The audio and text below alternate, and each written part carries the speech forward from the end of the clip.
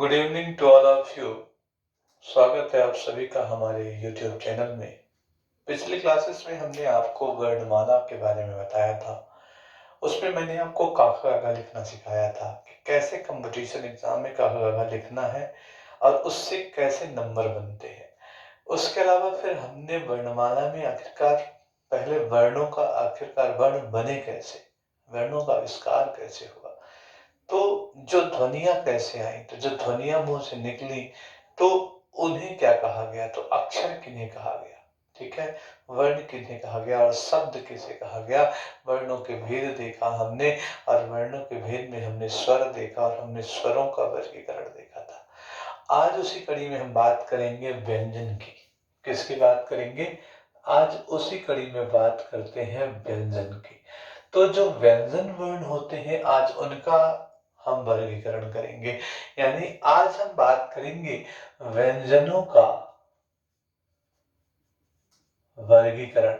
क्योंकि हमने व्यंजन वर्ण तो बता दिए थे, लेकिन आज इनका हम वर्गीकरण करेंगे व्यंजन वर्णों का, ठीक है। तो इनका वर्गीकरण हम मुख्य रूप से पहले तो सामान्य रूप से करेंगे, सामान्य रूप से करेंगे पहला। दूसरा जो है प्राण के आधार पर करेंगे।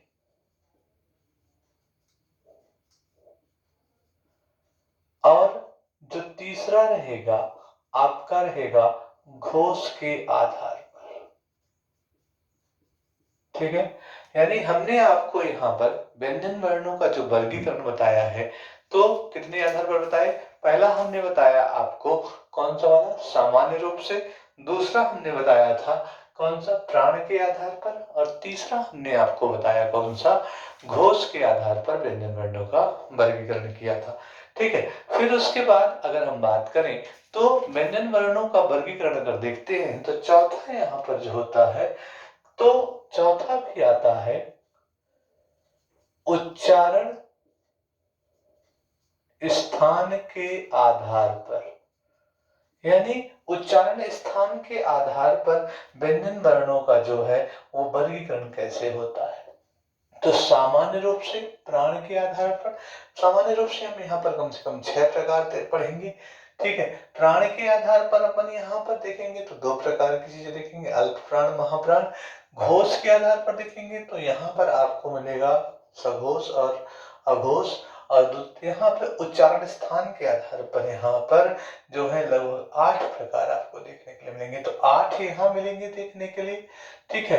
2 यहाँ मिलेंगे देखने के लिए, फिर 2 यहाँ मिलेंगे और लगभग 6 यहाँ पर देखने के लिए मिलेंगे। यानी 6 2 8 और 8 16 और 2 18, इतने सारे आपको देखने के लिए मिलेंगे। तो सबसे पहले अगर हम बात करें तो सामान्यतः या सामान्य रूप से, सामान्यतः व्यंजन वर्णों को कितने भागों में बांटा गया है? व्यंजन वर्णों को यहाँ पर या व्यंजन वर्णों का वर्गीकरण की अगर बात करते हैं तो यहाँ पर व्यंजन वर्णों का जो वर्गीकरण है हम मुख्य रूप से आपको यहाँ पर बताएं तो 6 प्रकार आपको देखने के लिए मिलेंगे। कितने प्रकार? तो हम 6 प्रकार यहाँ पर देख लेते हैं। कौन कौन से 6 प्रकार है, थोड़ा डिजाइन बना दिया जाए तो जिससे आपको याद रहेगा। क्या है ना, पीएससी मेंस में जो है डिजाइनें याद रहती है, ठीक है। बाकी सारी चीजें तो ठीक है, जितना सुंदर डिजाइन उतने अच्छे नंबर। तो यहाँ पर जब आप 6 प्रकार के बताएंगे तो डिजाइन से क्या होता है, चीजें थोड़ा सा चीजें इजी हो जाती हैं। तो डिजाइन से अगर हम बात करें तो यहाँ पर सबसे पहले जब व्यंजन वर्णों की बात करते हैं तो सबसे पहला व्यंजन वर्ण जो हो जाता है वो कौन सा जाता है? सबसे पहले आप यहाँ पर लिख सकते हैं स्पर्श व्यंजन, ठीक है। कौन सा व्यंजन? सबसे पहला कौन सा लिख दिया आपने? स्पर्श व्यंजन। फिर दूसरा मैंने यहाँ पर लिख दिया उश्रिक्त व्यंजन, ठीक है। तीसरा हमने यहाँ पर लिख दिया आपका अंतस्थ व्यंजन, ठीक है। चौथा मैंने यहाँ पे लिख दिया अनुनासिक व्यंजन, ठीक है।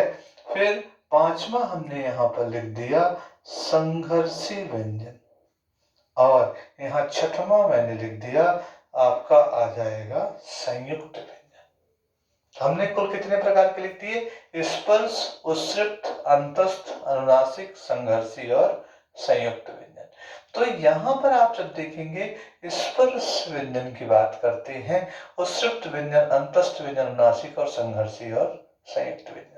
तो इनको कैसे पढ़ना है? तो इन छहों को पहले सबसे पहले पढ़ना जरूरी होता है। तो जब हम सबसे पहले इनको देखेंगे तो सामान्यतः आज हम सबसे पहले एक पढ़ते हैं सामान्य रूप से, तो इनके 6 प्रकार देखने को मिलेंगे। ध्यान रखना, one of the most important topic of Hindi है, ठीक है, सबसे महत्वपूर्ण। तो सबसे पहला जो है आपका, तो सबसे पहला अपन पढ़ते हैं स्पर्श व्यंजन। कौन सा देखते हैं? स्पर्श व्यंजन।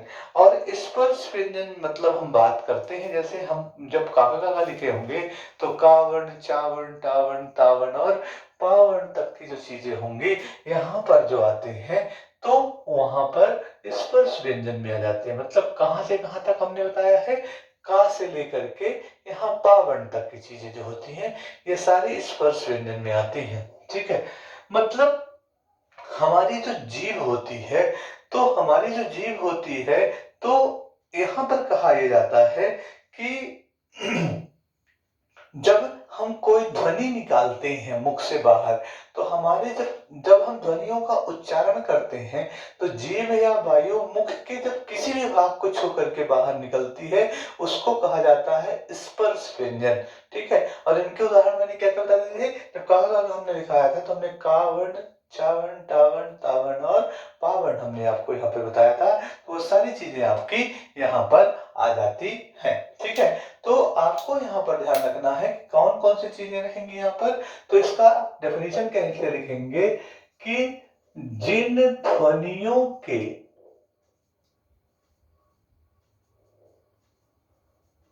उच्चारण में, क्या कहा गया है कि जिन ध्वनियों के उच्चारण में जीभ या वायु, क्या कहा गया है? जिन ध्वनियों के उच्चारण में जीभ या वायु की बात करते हैं मुख के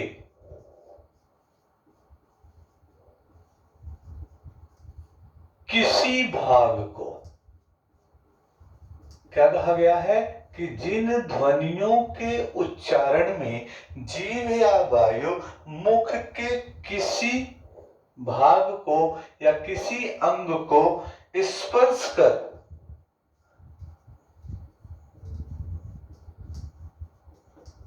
कोई ध्वनि उत्पन्न करती है,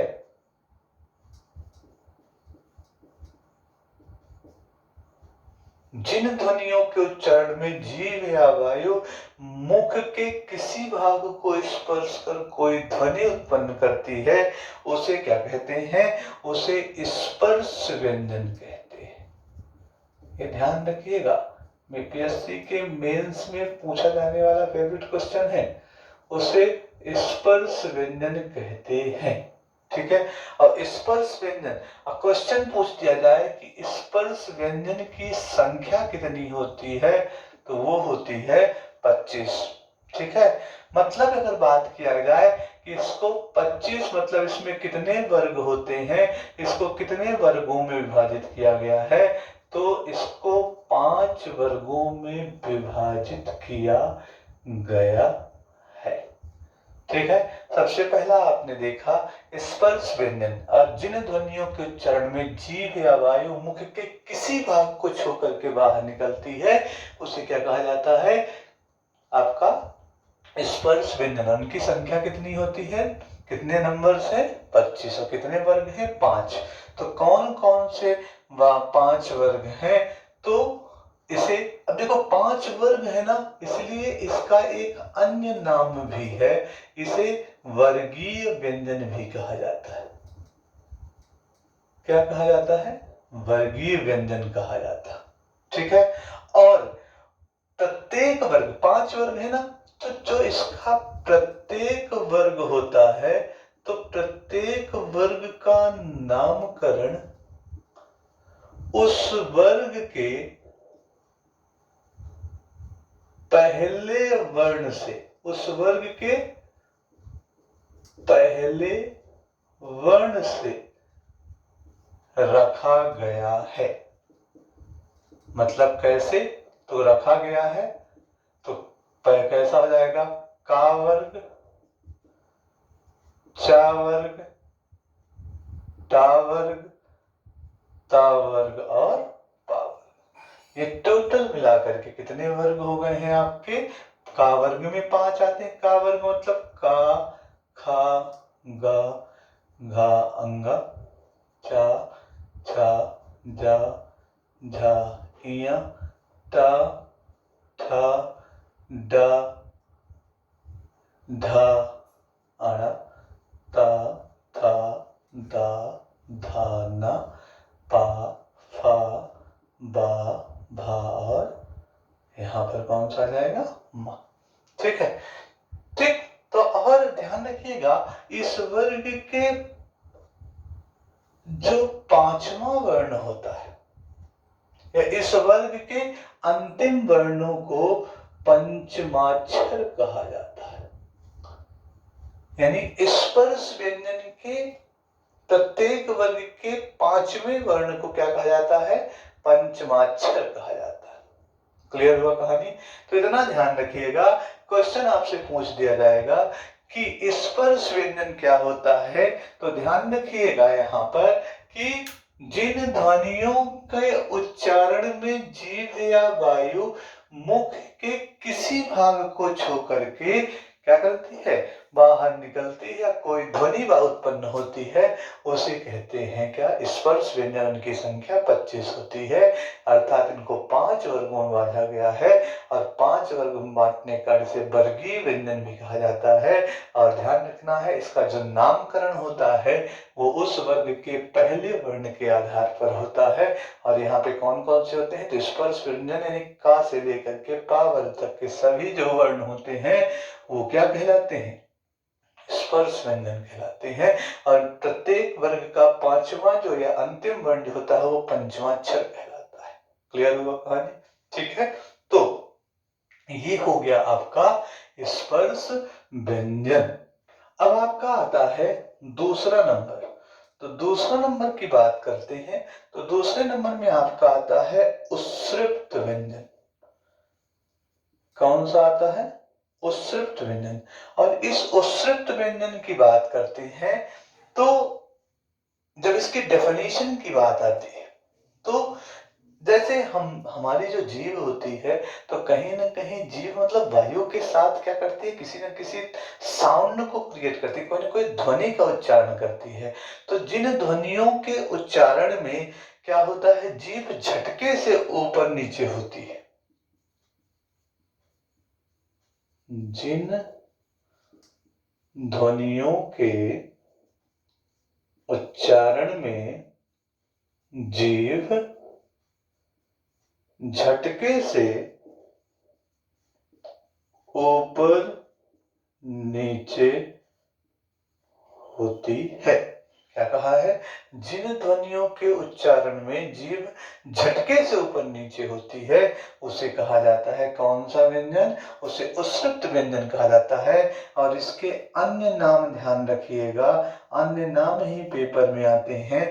जैसे इसको कहा जाता है ताड़न जात, या फिर इसको कहा जाता है विकसित, या फिर इसको कहा जाता है द्विगुण व्यंजन। इतने नाम आपको याद रखना है। और ये कौन कौन से होते हैं? तो ये आपका होता है ढा और दूसरा होता है आपका ड़ा। ठीक है, ड़ा और ढा जो होते हैं ये आपके ताड़नजात, विकसित या द्विगुणित व्यंजन होते हैं। इन्हीं को ही उत्सृप्त व्यंजन कहा जाता है। ठीक है, तो मैंने आज आपको भी क्या बताया?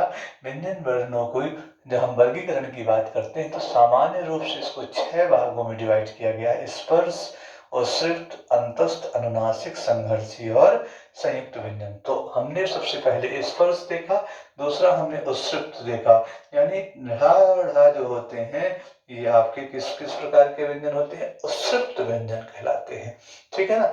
उसके बाद आपको जो है तो अगला जो देखेंगे तो अगले नंबर में जो आता है वो आते हैं आपके अनुनासिक व्यंजन। कौन से आते हैं, अनुनासिक। इसको मैं मिटा देता हूं, फिर से सुनिएगा।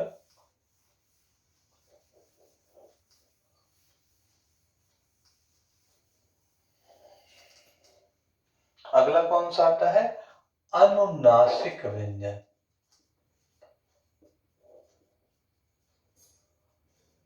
अनुनासिक व्यंजन जो होता है, यहाँ पे बात करते हैं जिन ध्वनियों के उच्चारण में हवा नाक एवं मुख दोनों से बाहर निकलती है। क्या बात करते हैं कि जिन ध्वनियों के उच्चारण में हवा नाक एवं मुख दोनों से बाहर निकलती है।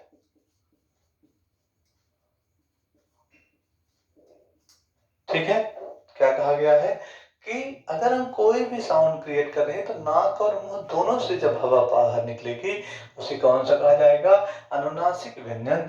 जिसमें हम आपकी बात करते हैं तो कौन कौन से आ जाएंगे, जैसे आपका देखेंगे तो अंगा, ठीक है, और यहाँ पर इया, ठीक है, उसके अलावा आपका आना, ना और मा, ठीक है, ये सारी चीजें आपके किस में आ जाएंगी, अनुनासिक व्यंजन आ जाते हैं, ठीक है ना।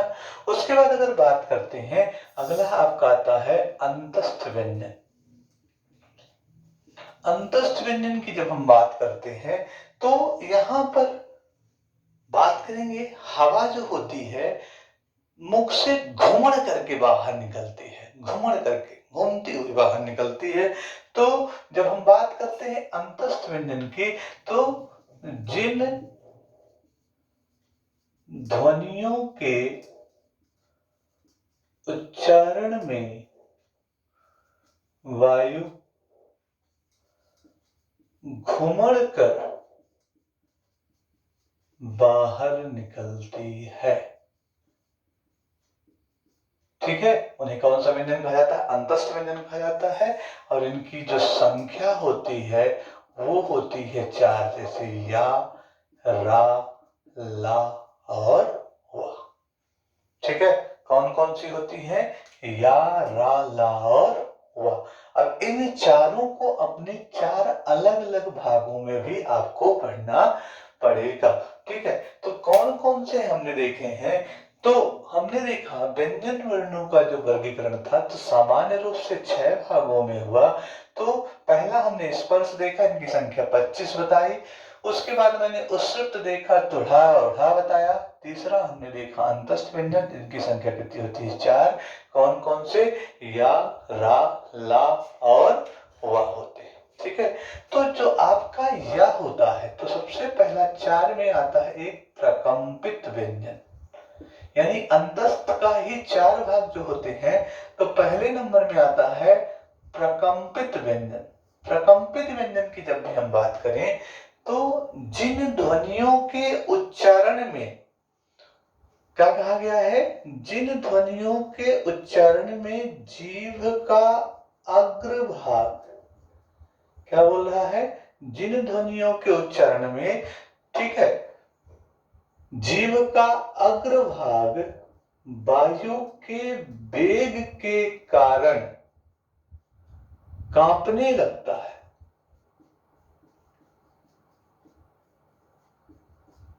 क्या कहा गया है, जिन ध्वनियों के उच्चारण में जीभ का अग्रभाग, जीभ का ये वाला भाग वायु के वेग के कारण कांपने लगता है, तो उसे हम क्या कहते हैं, उसे हम प्रकंपित व्यंजन कहते हैं। जैसे आपका आता है रा, जरा बोल के बताइए, रा, रा, जीभ का अगला भाग कांप रहा है ना, मतलब वायु के वेग के कारण जीव का अग्रभाग क्या करने लगे, कांपने लगे, उसे कहते हैं प्रकंपित व्यंजन। दूसरा आता है पार्श्विक व्यंजन। पार्श्विक व्यंजन यानी हमने रा पढ़ लिया, अभी और बचे ना, तो कौन सा आता है, पार्श्विक व्यंजन।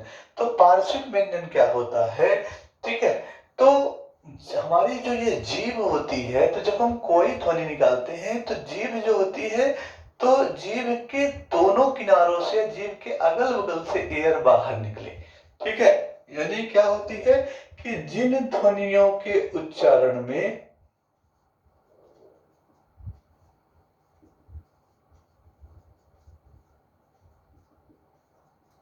वायु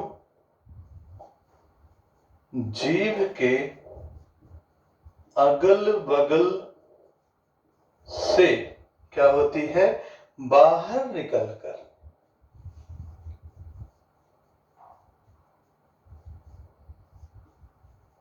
ध्वनि उत्पन्न करती है।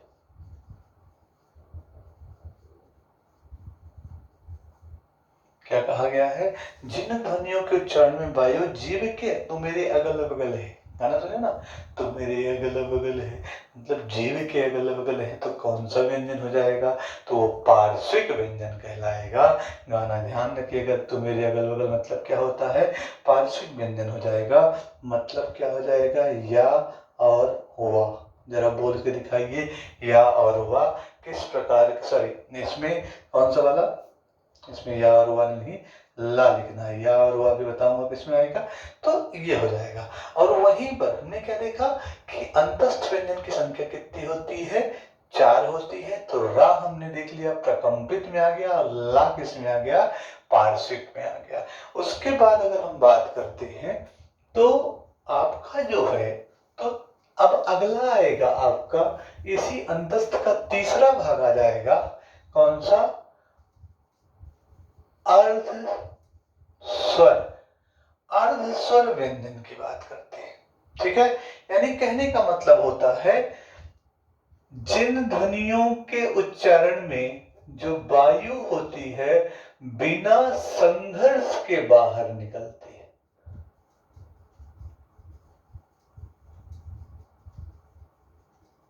वायु बिना संघर्ष के बाहर निकलती है, जैसे या और हुआ, ठीक है। तो जिन ध्वनियों के उच्चारण में वायु जो होती है बिना संघर्ष के बाहर निकलती है मुख से, और फिर कोई ध्वनि क्रिएट होती है, उसे कहते हैं कौन सा, अर्ध स्वर, जैसे या और हुआ। और लास्ट आता है आपका, तो ये हमने कितने भाग में देखे हैं, तो या और हुआ देख लीजिए, संख्या 4 थी, तो हमने रा को बोला प्रकंपित, ला को बोला पार्श्विक, और या और हुआ को हमने बोल दिया कौन सा, अर्ध स्वर। तो कुल मिलाकर के अंतस्थ व्यंजन की संख्या कितनी हमने बता दी, 4, ठीक है। उसके बाद अगर हम बात करते हैं तो अगला आपका आता है इसी में से संघर्षी व्यंजन। कौन सा आ जाता है, संघर्षी व्यंजन की बात करते हैं, तो कौन सा पढ़ते हैं, संघर्षी व्यंजन। तो संघर्षी व्यंजन की अगर हम बात करें तो संघर्षी व्यंजन में क्या होता है, ठीक है, यहाँ पर एक शब्द आता है कि अगर कोई ध्वनि हम बोल रहे हैं तो जिन ध्वनियों के उच्चारण में जो वायु होती है वो जीभ से रगड़ खाकर बाहर निकलती है। यानी वायु क्या होती है, जीभ से रगड़ खाकर बाहर निकलती है।